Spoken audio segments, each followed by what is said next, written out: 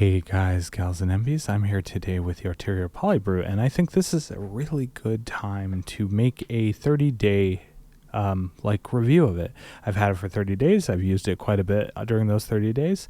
Caveat is 2 of the scents I've gotten were destroyed by FedEx. This is my 3rd one from it. And I do want to bring up some build quality things.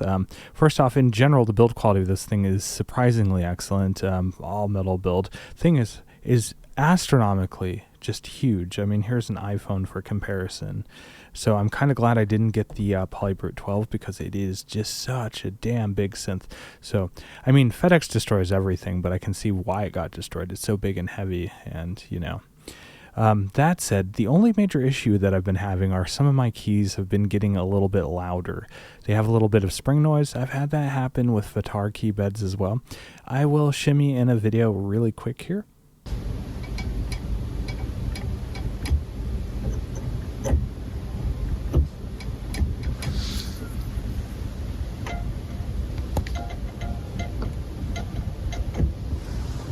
All right. As you heard from that, it is, that was volume normalized and boosted at the same time. So it doesn't sound anywhere near as loud as that in person, but it is that annoying noise. Some of my keys are like that, specifically here and like over here, I believe. So that's the only thing I have to say about the build quality. The rest of it is phenomenal. The Morphe, because it's French, right? Is just so cool. That everything about it is just nice. It does ooze premium synth. I wish the key bed was a little better, but I've had Vitar key beds that have noisy spring noise after a little bit of time too, or out of the box. My Take 5, for instance, one of my Take 5s had a very noisy and scratchy sharp key. And so, yeah, it just comes with the territory. I kind of want to just share my opinions of that. That is a negative I'll put on it for such an expensive synth, but it's not really bothering me too much. I did contact Arturia to see if they have a solution for that without me sending it in. Maybe if I can disengage the key without disassembling the synth and then re-engage it to see if that fixes the spring noise. But I don't want to break it, so I'm asking them first. All right, that said, why did I get this in the first place? And that's just the overall sound quality. But what really has started like a love affair with this synth for me is just the overall workflow. It is phenomenally amazing. So let's just hear it and see what the workflow does. So a few things on the workflow. There's a lot of shortcuts. I mean, a lot of it, there's not a lot of menu diving, but when you need to get to some advanced options, it's in there. But it's really straightforward and it's logical. So to make this is the only one that wasn't logical, to do an init patch without like using the matrix to select an init patch, you hold the left preset button and press preset, and now you're in an init patch. And it sounds like this.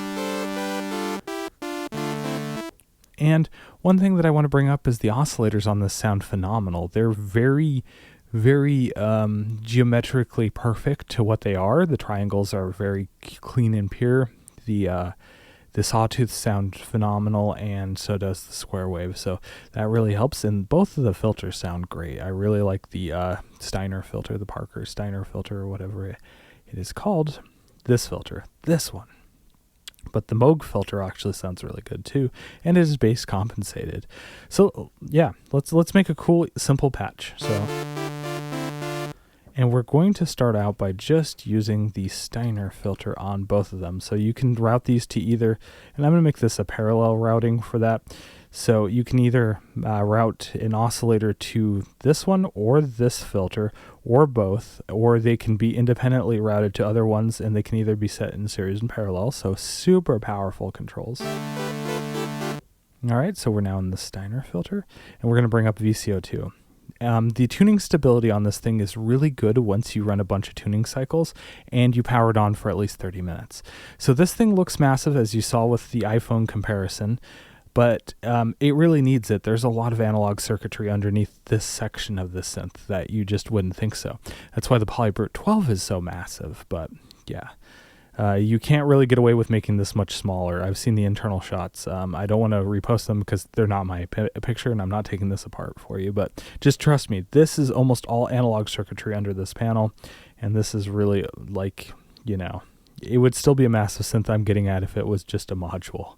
It'd be insanely weird looking. All right, so that said, we have both oscillators on, but what you can hear because of the tuning stability. And like I said, I was bringing up the size because there's a lot of thermal mass to get warmed up and to keep stable. You hear a little bit of phasing, but not too much, and it just is very stable. It's a little boring almost. But there's options. We can do oscillator drift and things like that, but what we're going to do is we're going to make a pseudo chorus, and to do that, we're going to go into the mod matrix. We're going to select slot 4. Here, this is just how much I love the mod matrix. So let's hold down 4, move the tuning control, and now that is the pitch of VCO2. Now, VCO2 by default is only set to tune 7 semitones. How do you change that? That's super easy. Hold the settings button, move the tune control, and you can go into the tuning modes. So in the tuning mode, we can actually set, by default, it's set to 7 semitones. You can set it all the way up to 24 semitones, and you can also change the octave there to where it starts at.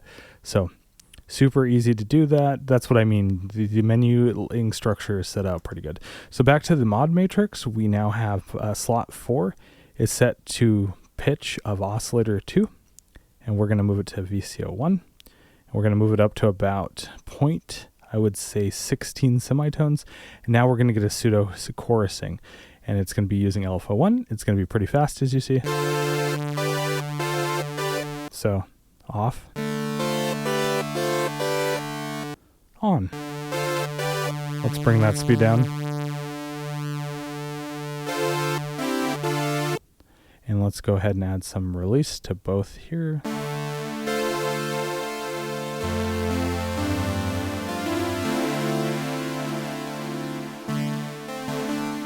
And let's have the filter kind of handle that. So let's turn the cutoff all the way down on our Steiner filter, Ty Steiner filter, Peter Parker filter, whatever. Yeah, so now we get nothing, but if we add the VCF envelope amount, which will be this envelope, you should get something. So let's add some release and some decay.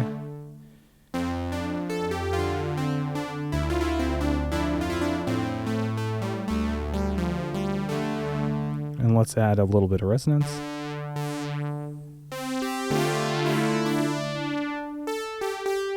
More release.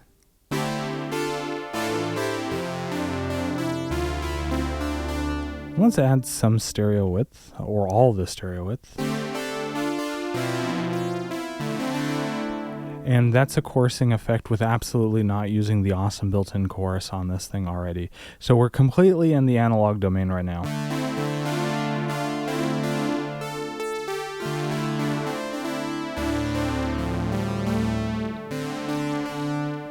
So we can bring up more release on both the envelopes. We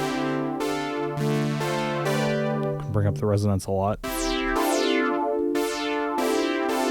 Both filters self-oscillate. We also have something called brute factor on the Steiner filter, and we have distortion on the Moog filter. We'll listen to the Moog filter in a second, but let's turn this up. Let's go through the range.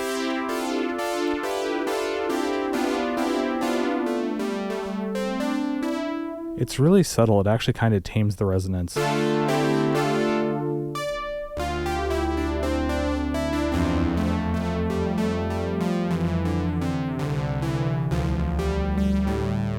add more release, more release, more release, more asbestos.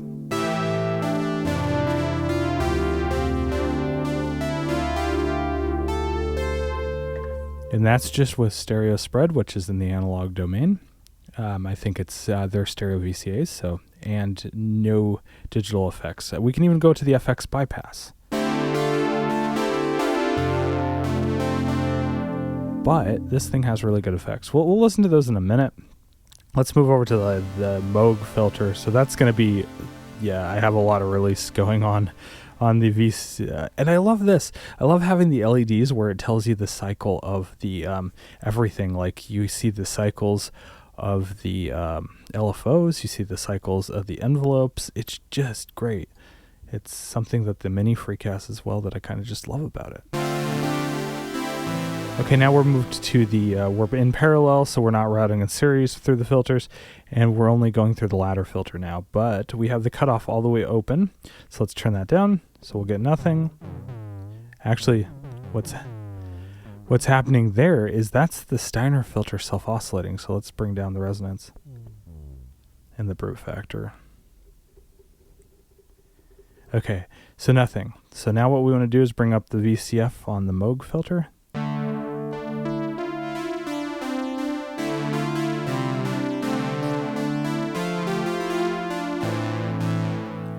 Let's bring up the resonance. Let's bring up some distortion.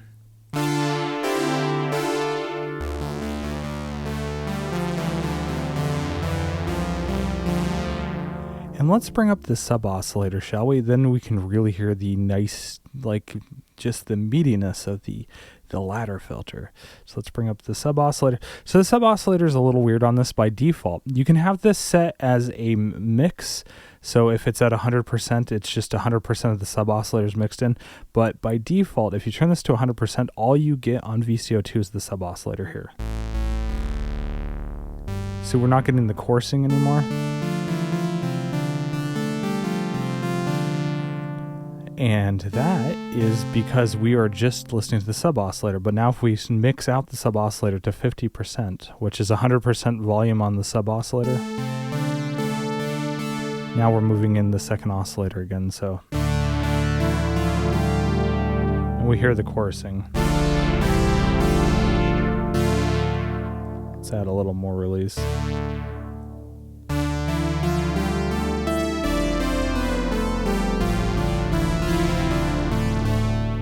And that's the Moog filter, and we can go lots of distortion.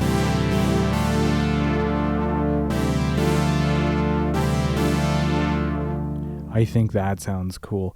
But here's some of the cool things. Okay, let's go back and hear the Steiner filter. Let's turn up the resonance again, and let's turn up the brute factor.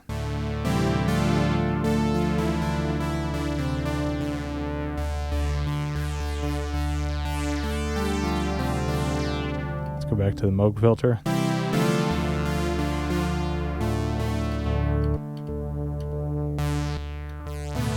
But one thing you could tell is we could mount route it to both.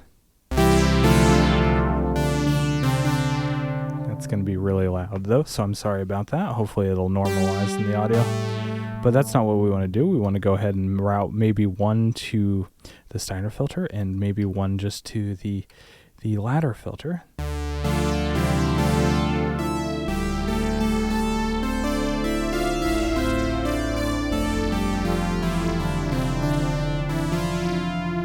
And back the resonance off on both of them.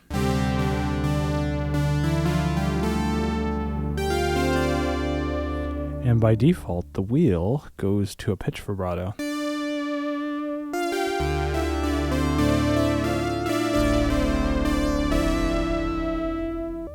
And we have a touch strip here. I forgot about the touch strip. I love this thing.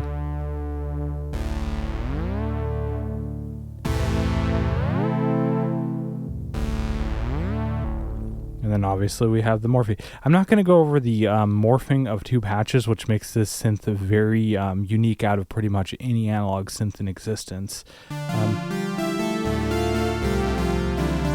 Yes, I know you can do it with the DeepMind 12, but you have to use the app, where you can morph two patches together. But yeah, so that's zero effects. I mean, we could go back to bypass just to prove that. So we're literally just in the analog domain. So now we add some actually good sounding effects. Usually I don't like the effects built into the synth. The Mini Freak is an exception. The Mini Freak sounds good, but Arturia knows how to make decent effects on their synths as of recently. I should say as of whenever this came out. This came out, what, 2021? Maybe, yeah, it was 2021 or maybe 2020. I don't remember. I try not to remember 2020 for obvious reasons. But yeah, the effects sound good, and obviously I have the Novation Summit, or I had the Peak at one point, now I have the Summit, and those effects are just class leading. They're better than this, but these are good. And one of the effects that just sounds absolutely fantastic, let's go into the totally mono, is the chorus.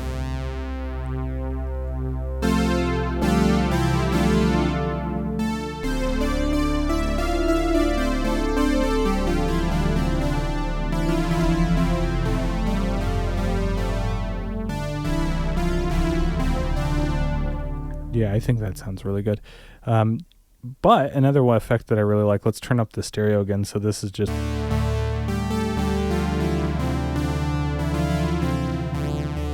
Actually, hold on. Let's turn the stereo back down. Let's turn off our fake or our pseudo chorus that we were using the second oscillator for. And let's bring in the chorus. So...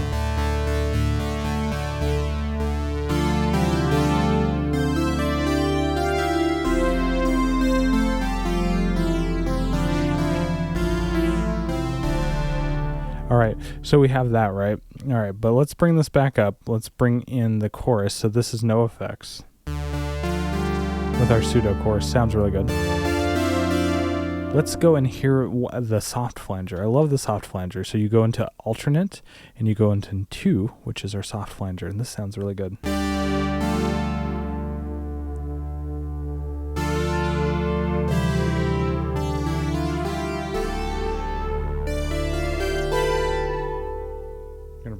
Really bring up the release. We're gonna get voice stealing like crazy, but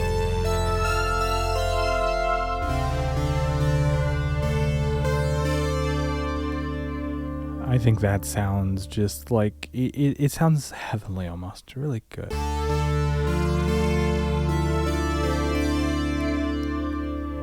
The modulation effects on this are good. So are the delay effects. The reverb's passable, but the delay effects are cool too. Let's bring in a delay. By default, the normal delay is a BBD. It's a stereo BBD delay. With that soft flanger that we have going on. I believe what happens is you can set it too, but by default, I think the modulation goes into the delay, and then the delay goes into the reverb in the ascend mode. I believe that's true. Sounds like it. So now we have some delay. Let's turn it to the longest delay time.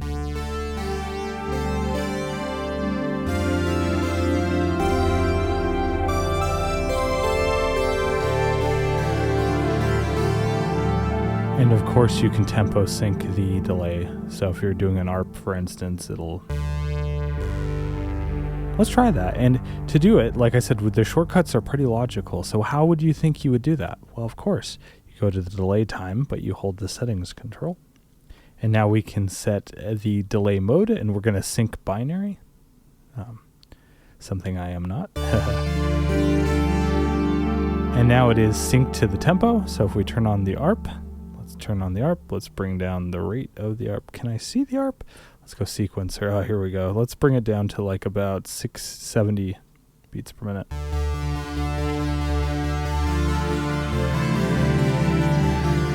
Let's set the range to 2 octaves.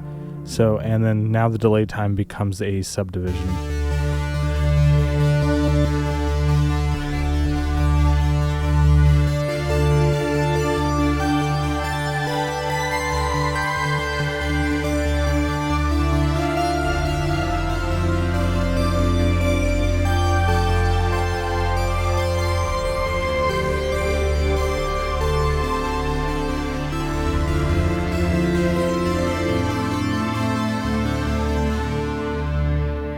Absolutely wonderful, right? I love that. So let's turn the ARP off.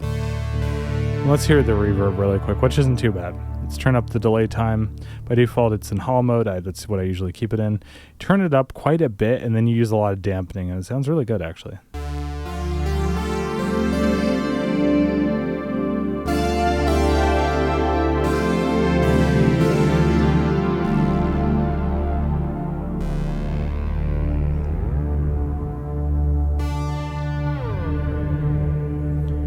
Yeah, and of course you can use the pitch wheel. You have so many pitch bendy options, and you can set this to do other things, obviously.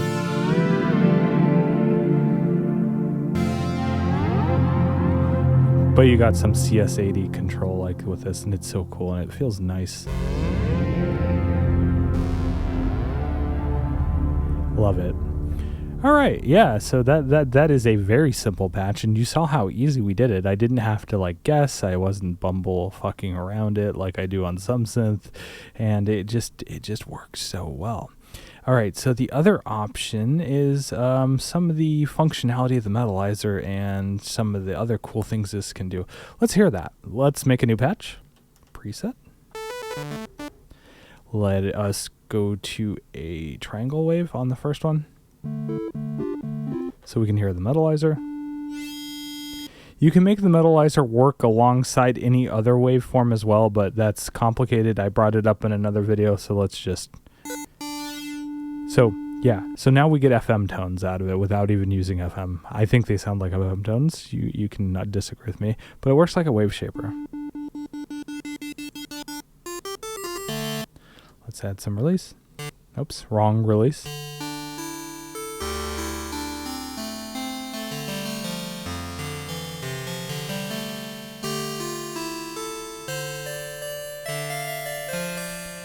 Let's use the Steiner filter. We're only going to use one oscillator here.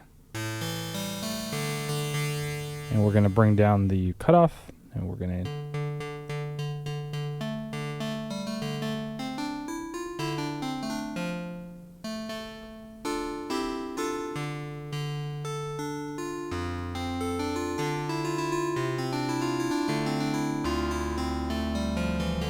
change the tuning so I'm not so boring.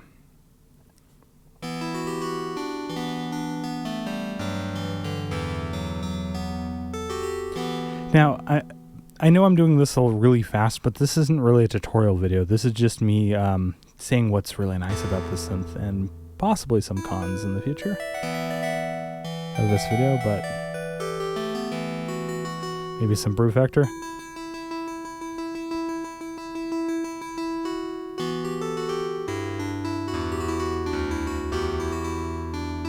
Subtle, but it sounds nice, doesn't it?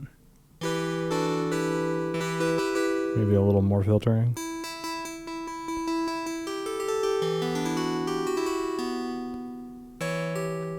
All right, we're not using stereo right now. We're not going to in this patch, but I am going to bring in that awesome chorus. This chorus sounds so cool. So now it's going to sound like the 80s.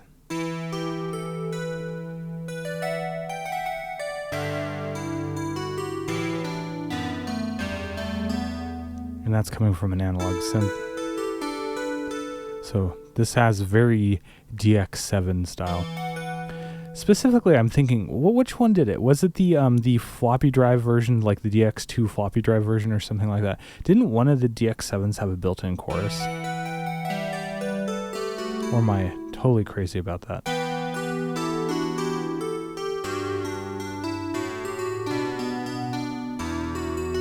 Let's add some delay. Let's add a bit of repeats.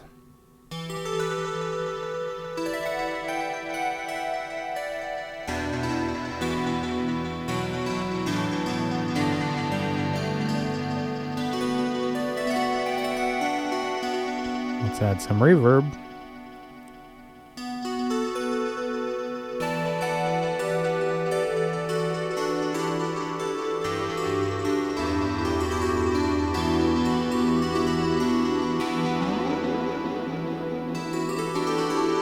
Got a little bit of vibrato.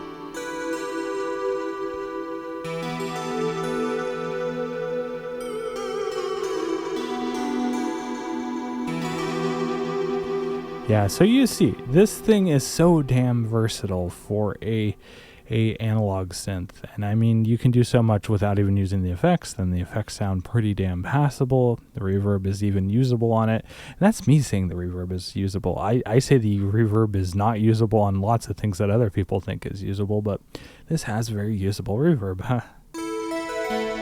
But yeah. And some of the other things that you should note is you can change the dampening and the regeneration to be low pass and high pass filtered, so you can make the effects sound even better, like the delay sound a little bit better and the reverb sound a little bit better. I'm not going to go too deep into that, or I won't really, but yeah. So that's going to be all to it for this video. I'm going to go over the cons now and some of my other thoughts. So the major cons for this thing is damn heavy. It's like I think it's a 40-pound synth, 42 pounds, something like that. It's insanely heavy. It's huge. It's prone to getting broken in shipping. especially if FedEx gets it. If FedEx gets it, hope it's in a double box. Please talk to the person that you buy this from, or from the company you buy it from if you do want to get a Polybrute. Again, my videos aren't sponsored if you didn't notice. They just aren't. And I believe my last video where I was talking, please, on my videos in particular, my videos, don't do this to your other creators that you like unless you're paying them directly or something like that and giving them their funds. I don't get monetized. I want you to use an ad blocker on my videos, all right? YouTube recently made gender identity not a hate crime for people to go against, and, you know, fuck them for that. So please block the ads on my videos. They're going to be stupid and annoying ads anyway, so just block them. I don't make money on the ads, block them. So, yeah. Life hack. Just don't use a commercial ad blocker. You know how I'm not going to say which ad blockers to use. Use a better browser than Chrome. Use something like Firefox. And the App Store still has the ad blockers that work on that one that are not commercial. Don't pay for an ad blocker. If you're paying for, or if you're getting a free commercial ad blocker, you are the product somehow in that. So just be aware of that. Anyway, that said, so the cons are the size, just the sheer girth of this thing. The key bed is a little sus. I don't know how long it's going to last. Just with how crunchy two of my keys have gotten, as you saw from the opening that I brought that up with. Everything else feels solid. I would say that the knobs, they're not wobbly at all, but they do feel a little less on the resistance side, which I personally like because it doesn't feel... So I really did not like the feel of the TO5 or the Take 5 knobs. They were just too damn tight. And through extension, the Trigon 6. The knobs just felt tight, and they loosened up over time, and not in a nice way, not in a nice, linear, good way. These feel nice enough. I mean, they're not fantastic. I do love the sliders, the linear potentiometers here. The Novation has the Novation Summit and Peak have those as well, and I really like them. That said, the rest of the synth is built absolutely phenomenal. Size is the con. Build quality is in between. Keybed is okay. It does feel better than most FTAR keybeds, but it's noisier. I am actually going to say that from somebody who used to be a FTAR aficionado. The keybed on this is pretty passable, and I like the aftertouch a lot more than on FTAR keybeds. There's no binding on either the top two notes or the bottom and the top two notes, which is really cool. Like I said, I had to have 3 of these because FedEx broke 2 of them, and none of them had key binding issues out of the box. Springs are noisy, like I said. The keybed definitely feels better than the one on the Summit. The Summit is passable, but it's not fantastic. I will say that the Astrolab keybed, however, is fantastic, and from all of the even vintage FTAR keybeds, I like the Astrolab more. I know it's surprising, but my last video where it was just me playing the piano on that thing and a clarinet, I really like that keybed. It's just a nice performance keybed. I don't know if people are going to agree with me on that, but I think it's a good keybed. It's way better than this keybed, unfortunately. I wish this had the keybed from the Astrolab. That would just make this too perfect, right?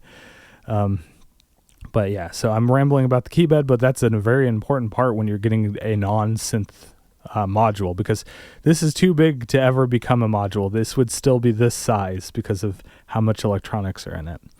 So yeah, and it is a nice performance synth. The Morphe is great. I'll bring up the morphing in another video at some point. You have a lot of functionality. The mod matrix is super intense, and it lets you do lots of things. The problem is you can't route audio into the mod matrix. That's not how this is set up, so you can't do cool things like you can on the TO5 and Take 5, where you can use the output of an oscillator as a mod source. It's rigid into the point where you can't use analog. It has to be one of the digital generators, like the LFOs are digital, the VCAs, or not VCAs, sorry. The VCAs are all analog on this thing. The envelope generators are all digital. LFOs are digital. Those can be a mod source. You can't use audio rate for that. There are some rigid limitations on the way that filter FM works on this. You can't, for instance, use the VCF. It's like you have noise goes directly to VCF2. So you can't set noise to be VCF1 for a modulation source. And also you don't have noise as a modulation source. I wish you had noise. Unless I'm doing something wrong, I don't see noise as a modulation source. I wish it did. I think people have asked for it, but it's just not there. All right, so that's too much rambling about the cons on it. I think the pros outweigh it. It is damn big, though. Holy shit! If you're thinking about getting this, make sure you have a stand for it that can hold weight. Don't use some crappy just X stand or whatever they're called. You know what I mean? The cross stands that you just buy at Guitar Center or whatever. Use something nice and robust that can hold 40 pounds without wobbling around, because if this thing falls, you will be very sad, especially for the price and the sheer weight. It'll probably break. Whatever it falls on for sure, and potentially the synth itself. It isn't fragile in any stretch. It's just so damn heavy that any damage done to it will probably buckle the chassis. So just be aware of that. Yeah. Not too much else to say about it. I think it is a fantastic synth. I'm glad I got it. I'm past my 30-day window to return it, so obviously you see that. I hope Arturia can do something about my noisy key bed without me having to send it in. Maybe they'll tell me how to disengage the keys to fix this spring. Otherwise, I'm not going to bother too much with the noisy springs, because like I've said, I've had Fatar key beds that are noisy too. So yeah, great synth, pricey. They're pretty cheap on the used market, though, so if you actually want to get one, make sure if you get it on the used market that they ship it properly, because this will break in shipping. I know it because it's happened to me. So, and then if you're getting from Sweetwater or somewhere, beg them to put it in a damn outer box, because they didn't for 2 times for me until the 3rd one. Yeah. All right.